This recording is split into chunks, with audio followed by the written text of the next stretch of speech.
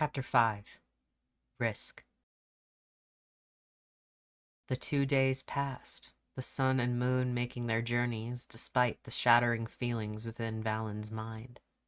She felt ashamed, angry, and pathetic all at once. It was as though her own thoughts were not to be trusted, and she had the time to think about everything that had transpired thus far with Asta. Did she crave her attention and purity, or was it simply an act of rebellion? Her thoughts of others' lives were becoming more perplexing as well.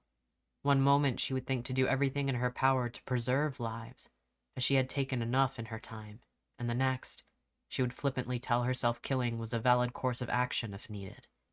Perhaps the voices were not the only madness within her.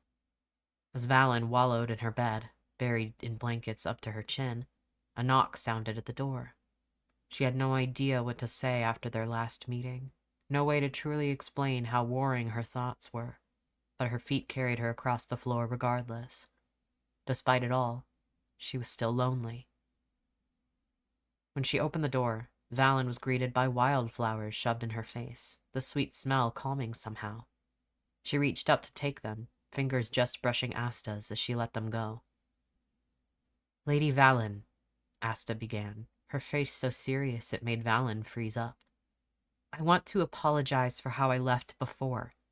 The flowers do not begin to express my regret, and I hope you will forgive me." Forgive her?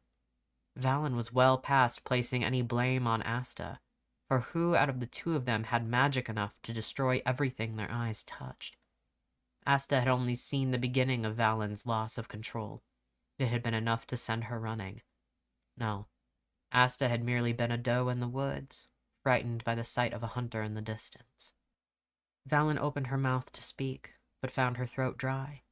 How could she ever hope to keep Asta close if she told her just how volatile this magic was? She did not have the pretty words to weave into a tapestry of comfort, not like the girl standing before her.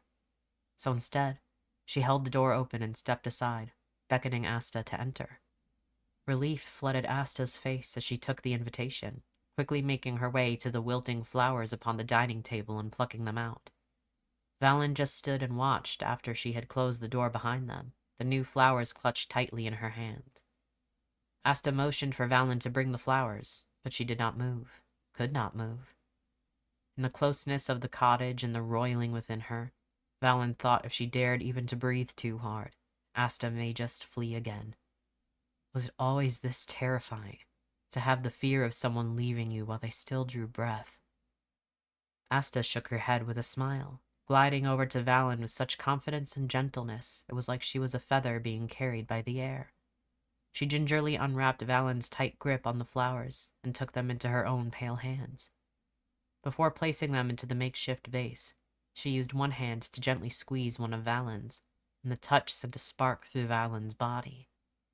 "I am not so fragile as to break from one scare," Asta said. "A crack can be mended easily enough, so long as you don't mind the scar."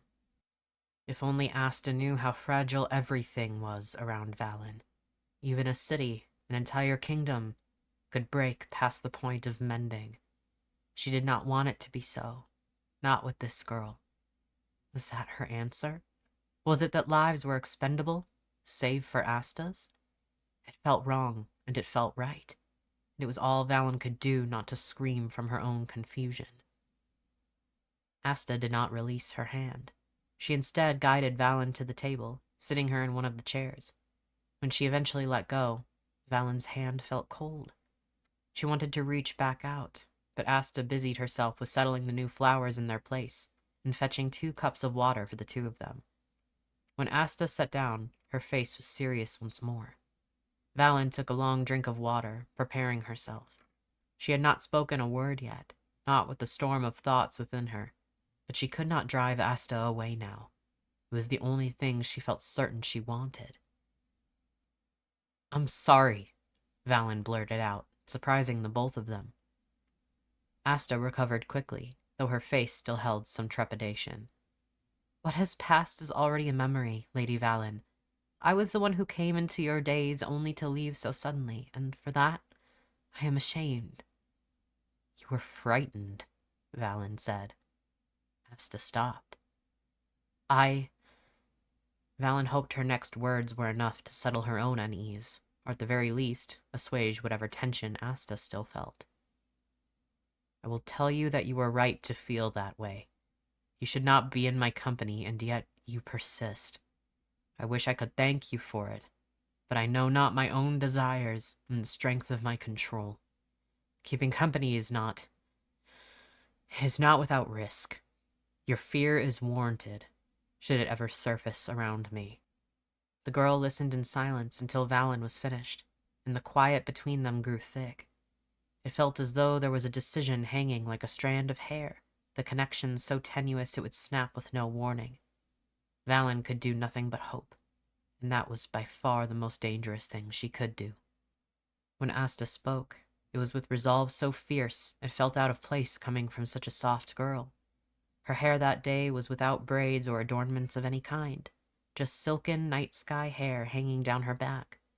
She pushed some behind her ear, and Valyn watched her slender fingers with bated breath. What is a reward without a little risk? So, Asta said, tossing crumbs of bread into the lake, the fish within it swallowing the food eagerly and crowding each other as they did so. You truly do not know what happens within the villages. Valyn shook her head, picking at the grass beneath her fingers. I see no one unless I need something. Even then, I seek only traveling merchants, or the ones settled as far as they dare go. The girl sighed, brushing the last of the breadcrumbs off her fingers into the water, scooting her body closer to where Valyn sat on the ground, which made her heart quicken. The royal family is harsh, to put it simply. Crimes are punished regardless of whether one committed the act or not, and the consequences vary depending on the mood of the guards.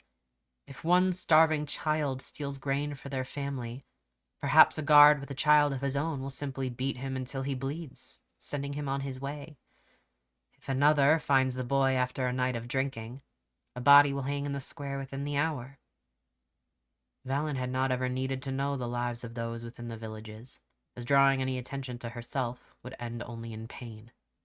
The royal family had never bothered her, so she thought to return the favor. It was neither shocking nor expected to hear of the danger in the villages. Valyn did not have a true opinion, or what could she do to stop it? Asta leaned back, propping herself up with her arms behind her, head tilted up to stare at the bright blue sky above. I say you may have the right idea, Lady Valyn. These woods are deep and lovely and so very free. Valyn thought so too, but did not say. I suppose I have no right to say so. I did not pick my lot in this life, and I consider myself rather lucky compared to the humans. Most of us elves stay in our troops until death, our resting place wherever the last of our days ends. The elders give orders to leave, and we follow. They tell us to stay, so we stay. The thought of Asta leaving was one Valyn avoided as much as she could. 7 days had passed since they had cleared the air between them, every one filled with each other's company. Some days Asta would stay for only a few hours, and some she would knock at sunrise and leave just before sunset. Wilted flowers would always be replaced, and Valyn had begun to smell their sweetness when Asta was not there. Talk of magic and fear was not broached, so instead Asta told tales of her travels, and Valyn told her stories of her life in the forest. It felt like spring, a gradual warmth in her life beginning to feel more and more blissful. She knew for certain that she did not want Asta to leave, and so she did not think about it. Out of the corner of her eye, Valyn saw Asta's head turn towards her. She smiled sweetly. Enough talk of that, she said, her tone chipper. I have a task for you. Valyn raised her eyebrows, eyes resting just a moment too long on Asta's lips, though the other elf did not seem to notice. Asta sat up and crawled over, turning so her back was to Valyn, shining navy hair touching the ground. The wind today is making a mess of this, she whined, shaking her head so that her hair flowed in the breeze. Would you be so kind as to braid it for me? Valyn was infinitely glad her face could not be seen, or it must have been quite a sight. In truth, she was practically giddy at the thought, but a drop of fear spread inside her like blood and water. Being around Asta was already enjoyable, enough to keep her happy when she lost herself in it, so she gave up any lingering delusions of more.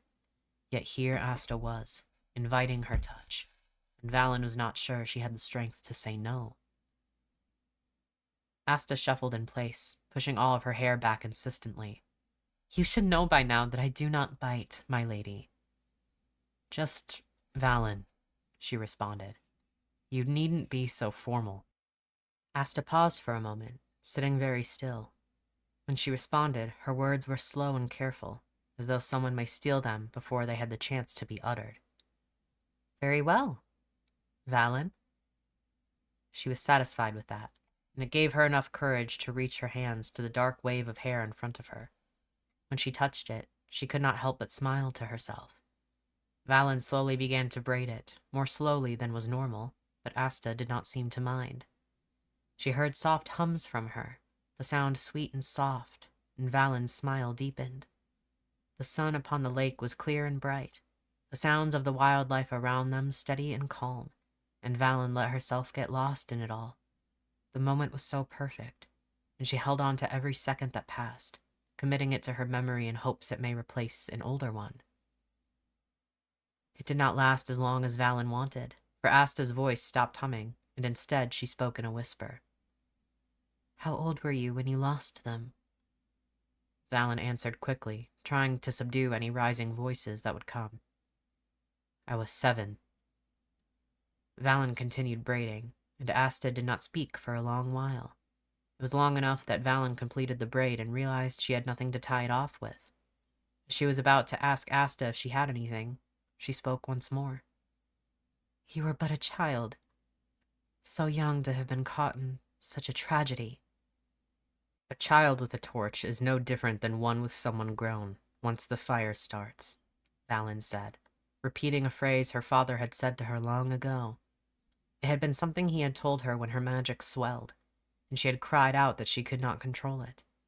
Perhaps he had thought it was comforting at the time, that even someone grown would have trouble controlling her magic, but now it was only a reminder of what she had done.